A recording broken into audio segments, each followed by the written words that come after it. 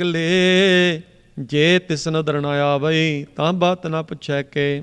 ਕੀਟਾਂ ਅੰਦਰ ਕੀਟ ਕਰ ਦੋਸ਼ੀ ਦੋਸ ਧਰੇ। ਨਾਨਕ ਨਿਰਗੁਣ ਗੁਣ ਕਰੇ ਗੁਣਵੰਤਿਆ ਗੁਣ ਦੇ।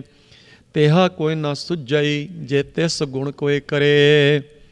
ਸੁਣੈ ਸਿੱਧ ਪੀਰ ਸਰਨਾਥ ਸੁਣਿਆ ਧਰ ਧਵਲ ਆਕਾਸ। ਸੁਣਿਆ ਦੀਪ ਲੋ ਪਾਤਾਲ ਸੁਣਿਆ ਭੋਇ ਨਾ ਸਕੈ ਕਾਲ। ਨਾਨਕ ਭਗਤਾਂ ਸਦਾ ਵਿਗਾਸ।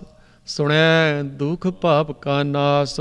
ਸੁਣਿਆ ਈਸਰ ਬ੍ਰਹਮਾ ਇੰਦ। ਸੁਣਿਆ ਮੁਖ ਸਲਾਹਣ ਮੰਦ। ਸੁਣਿਆ ਜੋਗ ਜੁਗਤ ਤਨ ਭੇਦ। ਸੁਣਿਆ ਸਾਸਤ ਸਿਮਰਤ ਵੇਦ। ਨਾਨਕ ਭਗਤਾਂ ਸਦਾ ਵਿਗਾਸ। ਸੁਣਿਆ ਦੁਖ ਪਾਪ ਕਾ ਨਾਸ। ਸੁਣਿਆ ਸਤ ਸੰਤੋਖ ਗਿਆਨ। ਸੁਣਿਆ 68 ਕਾ ਇਸਨਾਨ। ਸੁਣਿਆ ਪੜ੍ਹ ਪਾਵੈ ਮਾਨ।